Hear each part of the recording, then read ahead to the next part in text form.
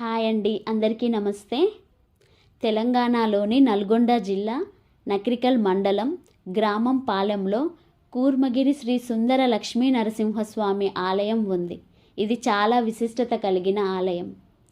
ఈ ఆలయం దాదాపు 13వ శతాబ్దం నాటి ఆలయం. ఈ ఆలయంలో క్షేత్రపాలకుడిగా ఆంజనేయ స్వామి వారు దర్శనమిస్తారు. ఈ ఆలయంలో పెళ్లి కాని వారు కంకణాలు ధరిస్తే 6 నెలల్లో పెళ్ళవుతుందని ఇక్కడి భక్తుల విశ్వాసం.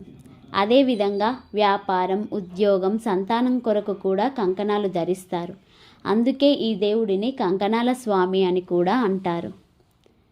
ఎంతో విశిష్టత కలిగిన ఈ ఆలయానికి భక్తులందరూ విచ్చేసి ఆ స్వామివారి కృపకు పాత్రులు కాగలరని కోరుకుంటున్నాం. ఇక్కడ ప్రతీ నెల పౌర్ణమి రోజు స్వామివారి కళ్యాణం జరుగుతుంది. అదేవిధంగా ప్రతీ నెల స్వాతి నక్షత్రంలో హోమాలు కూడా ఇక్కడ జరపబడతాయి. ఈ ఆలయ విశిష్టత గురించి అక్కడ పంతులు గారి మాటల్లో వచ్చారు. అప్పటి నుంచి ఇక్కడ దీపారాధన మొత్తం వాళ్ళే కట్టించారు, వాళ్ళే చేసుకున్నారు. ఒక్కింటి వాళ్ళు ఇప్పుడు 9వ తరం వాళ్ళు నడుస్తుంది వాళ్ళది.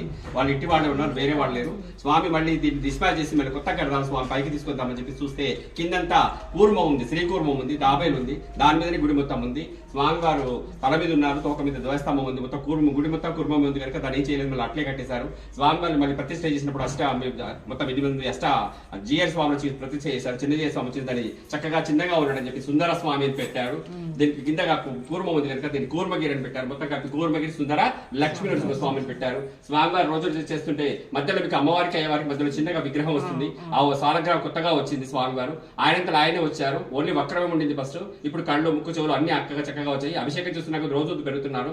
స్వామివారు ఇక్కడ స్తంభంలో ఉన్నారు చెప్పేసి ఈ స్తంభం కదిలింది కనుక ఆ స్తంభానికి రోజు అర్ఘ్యపార్ఘ్య ఆచరణ అందరూ వచ్చి ఇక్కడ దీన్ని దండ పెట్టుకుని వాళ్ళ కోరికలు తీసుకుంటారు. కామ్యార్థ దేవుడు నరసింహస్వామి అంటేనే కామ్యార్థ దేవుడు. పుట్టిక మరణాలు డైరెక్ట్ వచ్చాడు, పని చేశాడు, వెళ్ళాడు కనుక ఆయన కోరికలు తీస్తాడు.